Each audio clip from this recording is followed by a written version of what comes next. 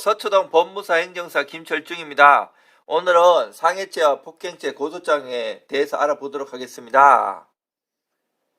상해죄는 헌법 제257조 1항 사람의 신체를 상해한 자는 7년 이하의 징역, 10년 이하의 자격정지 또는 1,000만원 이하의 벌금에 처한다고 규정되어 있습니다. 폭행죄는 헌법 제260조 제1항 사람의 신체에 대하여 폭행을 가한 자는 2년 이하의 징역, 500만원 이하의 벌금, 구류 또는 과료에 처한다고 규정되어 있습니다. 공소시효는 상해죄는 7년이고 폭행죄는 5년입니다. 상해죄는 고의로 타인의 신체를 침해하는 범죄로서 전형적인 공격범이고 침해 정보의 차이가 있고 사리가 없는 점에서 살인죄와 구별됩니다.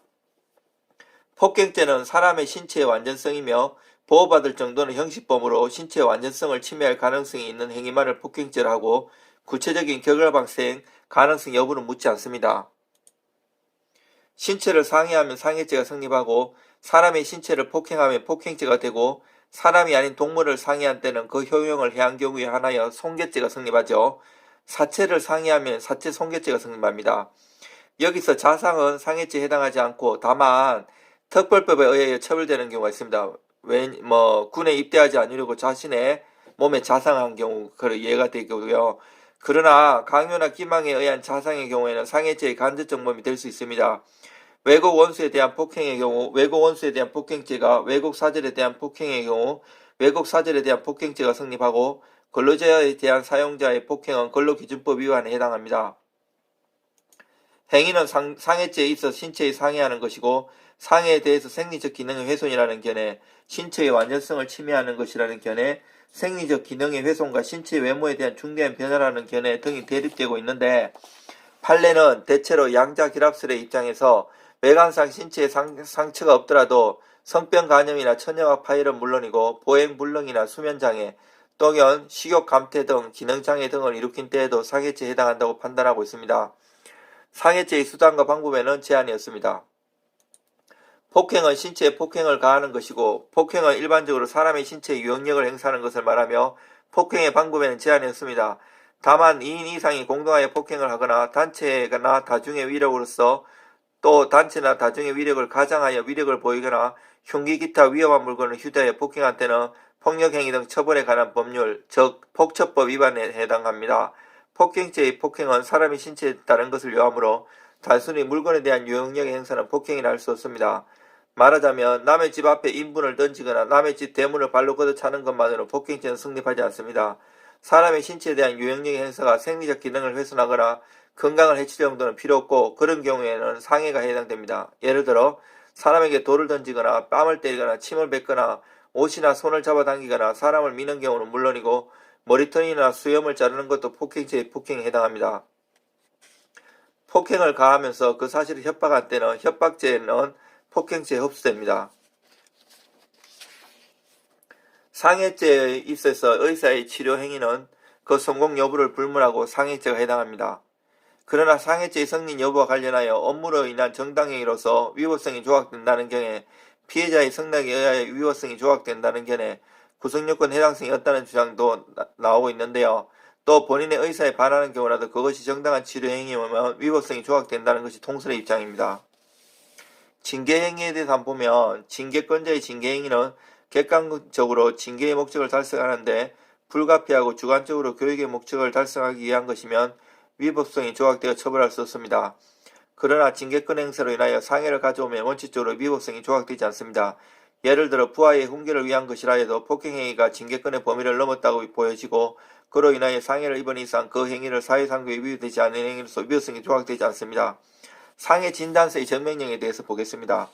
상해죄나 폭행죄로 고소하면서 피해자가 제출하는 상해 진단서는 일반적으로 의사가 당해 피해자의 진술을 토대로 상해의 원인을 파악한 후 의학적 전문 지식을 동원하여 관찰하고 판단한 상해의 부위와 정도 등을 기재한 것으로서 거기에 기재된 상해가 곧 피고소인의 범죄 행위로 인하여 상해나 폭행이 발생한 것이라는 사실을 직접 증명하는 증거에 되기에 부족한 것이지만 그 상해에 대한 진단 일심이 상해 진단서 작성 일자가 상해나 폭행의 발생 시점과 시간상으로 근접하고 상해 진단서 발급 경위에 특별한 신빙성을 의심할 만한 사정이 없으며 거기에 기재된 상해의 부위와 정도가 피해자가 주장하는 상해의 원인 내지 진위와 일치하는 경우에는 거무려 피해자가 제3자로부터 폭행을 당하는 등으로 달리 상해를 입을 만한 정황이 발견되거나 의사가 허위의 진단서를 작성한 사실이 밝혀지는 등의 특별한 사정이 없는 한 그 상해 진단서는 피해자의 진술과 더불어 피고소인의 상해 사실에 대한 유리한 증거가 됩니다. 다음으로 유형력 행사에 대해서 보겠습니다.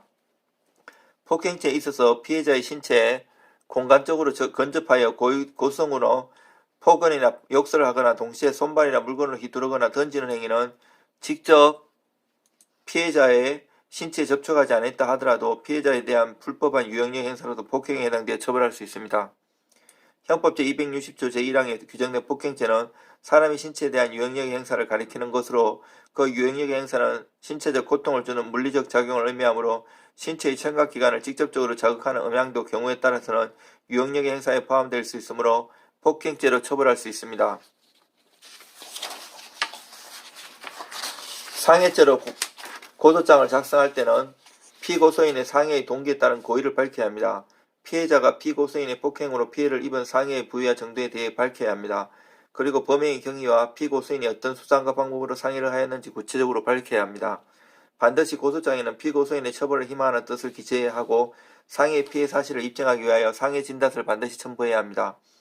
폭행죄의 고소장에는 피해자와의 관계를 자세히 정리해야 하고 절대 피해자가 피고소인의 폭행을 유발하지 않아야 합니다. 폭행으로 입은 피해의 정도는 전치 3주간의 치료를 요하는 폭행을 당했다는 식으로 설명해야 하고 폭행 사실을 증명할 수 있는 진단서를 발급받아 고소장에 이를 원형하고 말미에 첨부해야 합니다. 폭행죄 고소는 반의사 불벌죄이므로 피해자가 처벌을 명시하지 않고 묵인할 경우 처벌할 수 없으므로 처벌의 의사를 밝혀야 합니다. 고소 취지에는 이 고소사건을 조사하면 피고소인을 상해죄 또는 폭행죄로 처벌할 수 있음을 기재해야 합니다.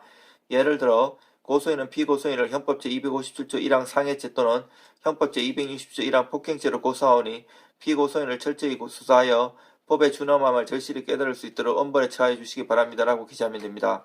취지에는 피고소인이 이렇게 변소하거나 저렇게 주장하는 경우 상해죄가 인정되지 않는다면 폭행죄가 성립할 수 있다는 내용을 고소 취지 아래에 기재할 수 있습니다. 진단서는 상해에 대한 진단일시 및 상해 진단서 작성일자가 상해나 폭행의 발생 시점과 시간상으로 근접하였다는 것을 고소장을 통해 증명해야 하므로 상당한 시일이 지난 상해 진단서는 상해 발생의 신빙성을 의심할 수 있습니다. 법을 모르는 분들은 상해나 폭행죄로 피고소인을 고소하면 상해 진단서를 상해나 폭행이 발생한 시일을 훨씬 넘은 상태에서 진단서를 발급받을 경우 피고소인의 상해나 폭행으로 입은 상해로 부인할 수 있습니다. 상해죄나 폭행죄는 간단한 것 같아도 일반인이 작성하기는 쉽지 않습니다. 전문가에게 의뢰하시는 것이 좋고요. 저처럼 서초동에서 법무사 10년 이상 하고 지금 행정사도 더불어 하고 있고 수많은 형사사건을 접해본 사람한테 의뢰하는 것이 기소로 처벌시킬 수 있고요. 반면에 이러한 죄로 고소를 당했다면 연락 주시면 의견서나 경위서 작성 그리고 반성문 탄원서 그리고 의견서, 진술서 이런 거 작성하는 데 도움을 드리겠습니다. 이상 서초동 법무사 행정사 김철중입니다.